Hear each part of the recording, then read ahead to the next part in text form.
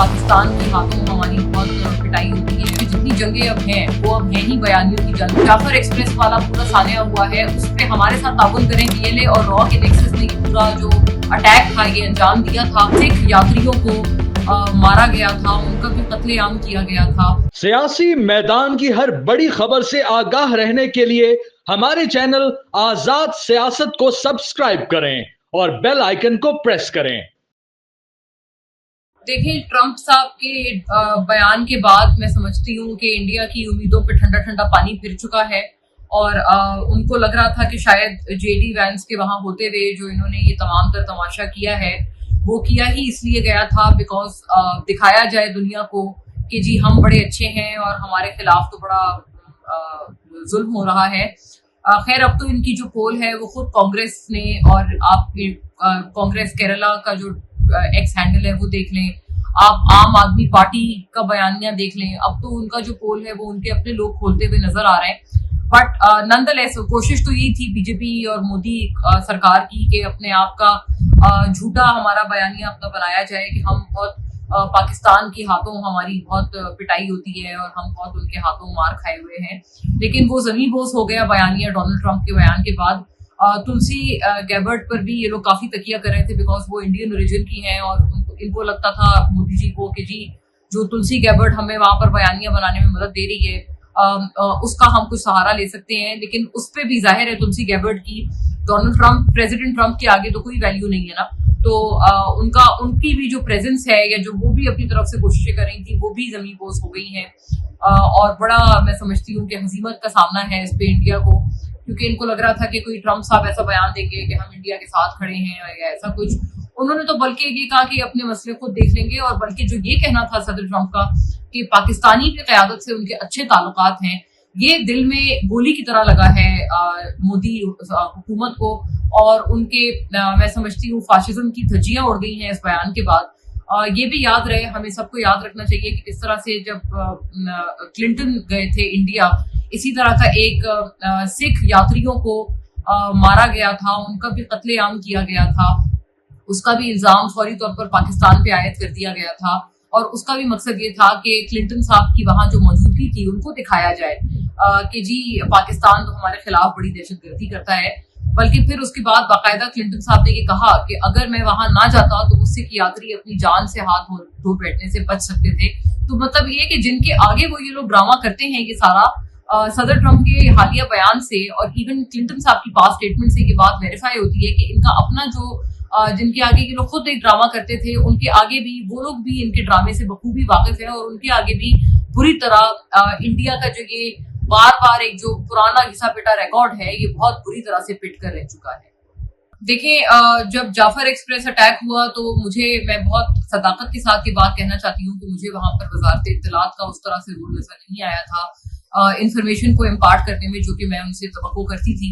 और वाकईतन मैंने वफाकी वजीर इत्तलात अता तारड़ साहब का उस तरह से जो एज पर एक्सपेक्टेशंस रोल था वो नहीं देखा था। But this time around I am very pleasantly surprised और मैं इस बात पे बहुत शाबाश देना चाहती हूँ वजारत इत्तलात को कि इस मरतबा ये लोग फोर फ्रंट पर हैं। इस मरतबा इनकी जो अप्रोच है वो बहुत प्रीएम्प्टिव है और एक अच्छा काम किया है इंफॉर्मेशन को इम्पार्ट करने के हवाले से और भारतीय प्रोपेगेंडा को बस्ट करने के हवाले से। ऑब्वियसली ISPR तो मैं समझती हूँ इवन जाफर एक्सप्रेस वाले डेज में हमें याद है जब पहली स्टेटमेंट थी, मुझे मेरी एक्सपेक्टेशन ये थी कि उस वक्त पहली स्टेटमेंट आनी चाहिए थी वफाकी वजीर इत्तलात की तरफ से, लेकिन कॉन्ट्ररी टू दैट पहली स्टेटमेंट जो इस पूरे वाक़े पर आई थी वो DG ISPR की आई थी। उन्होंने जो बीपर दिया था पूरे मुद्दे पे, मैं समझती हूँ it should have been the other way around, लेकिन आई थिंक देर आए दुरुस्त वाली बात है।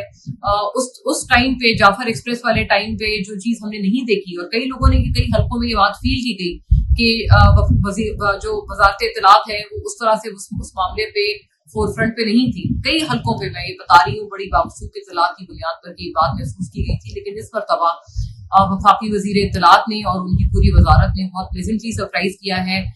वो लोग ना सिर्फ बहुत आगे थे बल्कि उनके जो फेक प्रोपेगेंडा है उसको बस्ट करने में भी बहुत मतलब एक कलीदी किरदार अदा किया।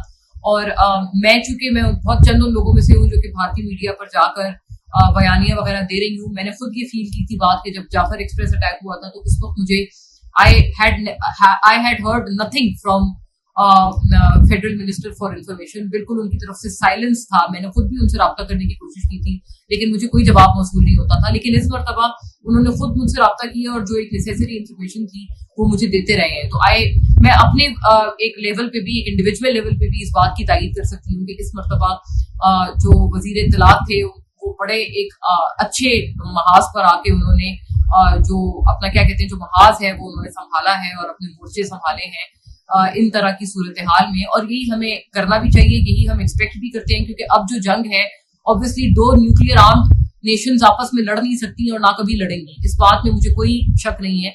जिसको शक है वो अपने जहन का इलाज कराए. लेकिन मैं इतना जरूर जानती हूँ कि जितनी जंगें अब हैं वो अब हैं ही बयानियों की जंगें, नैरेटिव्स की जंगें हैं जो कि लड़नी है अब मीडिया पर और सोशल मीडिया पर.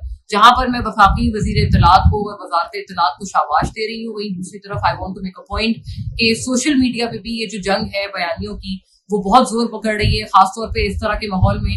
आई ऑल्सो हर्ड मशाल मलिक साहिबा, जो कि कश्मीरी पूरे जो एक फ्रीडम मूवमेंट है उसकी हमारी पायनियर है, उसकी उस पूरी स्ट्रगल का इस वक्त फेस है पाकिस्तान के एतबार से.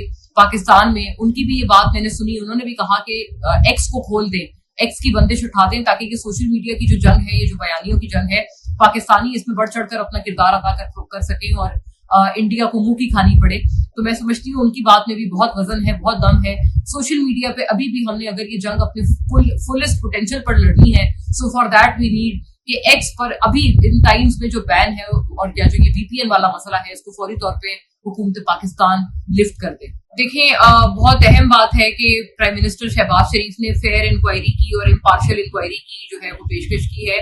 अगर इंडिया की और इनके भोंडे इल्जामात में मैं कहती हूँ अगर रत्ती भर भी कोई वजन है तो उनको इस नादिर मौके से फौरी तौर पर फायदा उठाना चाहिए और हुकूमत पाकिस्तान की इस पेशकश को मान लेना चाहिए, इसको कबूल कर लेना चाहिए और मामले का कुछ असलूबी से कोई जायजा लेना चाहिए. अगर उनके इल्जामात में रत्ती बराबर भी कोई वजन है तो ये तो बहुत अच्छा मौका है कि पाकिस्तान अपने आप को प्रेजेंट कर रहा है कि हम आपके साथ मुकम्मल ताउन करेंगे, मुकम्मल कोऑपरेट करेंगे.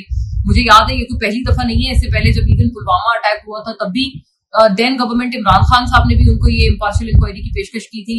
पठानकोट अटैक हुआ था तब नवाज शरीफ की गवर्नमेंट थी यहाँ पे, उन्होंने भी पेशकश की थी, बल्कि वो कबूल भी हुई थी और ज्वाइंट इन्वेस्टिगेशन कुछ हद तक आगे भी बढ़ी थी. जितने ऐसे मौके आए हैं पाकिस्तान ने, क्योंकि Pakistan has nothing to hide, no skeletons in our closet like India, तो हमने हमेशा ये पेशकश की है.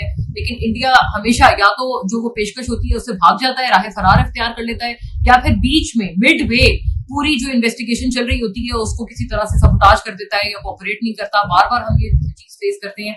बल्कि 26/11 के टाइम पर भी जब पाकिस्तान ने मुकम्मल ताउन करके उनको पता लगवाने की कोशिश की थी कि जो भी वो लोग थे उनके कौन स्पॉन्सर थे, उनको किसने भेजा था मुंबई अटैक्स के लिए, और पाकिस्तान ने भरपूर ताउन किया, पेशकश किया, सब कुछ किया. लेकिन उसके बावजूद इंडिया उस बात पे भी फिर भाग गया पलट के, और जिसे कहते हैं ना दुम दबा के भाग गए वो लोग. और उनके अपने महाराष्ट्र के जो पुलिस चीफ हैं, ऐसे मुशरिफ, साबिक IG पुलिस है महाराष्ट्र के, बहुत अच्छी रिप्यूट रखने वाले अफसर हैं. उन्होंने बाकायदा अपनी किताब लिखी जिसमें उस किताब का नाम था हू किल्ड हेमंत करकरे.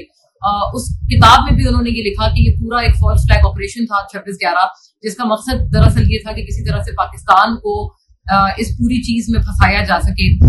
उनके इल्जामात पे आज तक इंडिया में कभी कोई इन्वेस्टिगेशन नहीं हुई. हुकूमतें आई, हुकूमतें गई, 26/11 को कितने साल गुजर गए, 2 बरस गुजर गए, लेकिन कभी भी 2 सदियां गुजर गई, लेकिन कभी भी उस पर इन्वेस्टिगेशन नहीं हुई. और उनकी किताब तक को, उनके इतने क्रेडिबल अफसर की किताब तक को उन्होंने रद्दी की टोकरी में डाल दिया. तो मैं समझती हूँ कि अभी भी मौका है, अगर अपनी इस्लाह करना चाहते हैं इस पॉइंट पर ही आ जाएं कि अब हम इसके ऊपर कुछ थॉरो इन्वेस्टिगेशंस करें.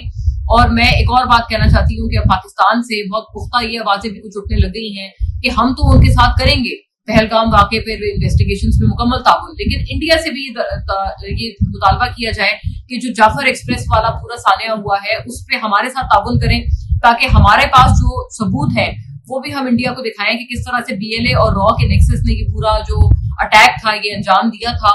और इसीलिए इंडिया का मीडिया इसके ऊपर मैराथन ट्रांसमिशंस कर रहा था, जिसपे मैं भी तमाम तर पे जाती रही हूँ.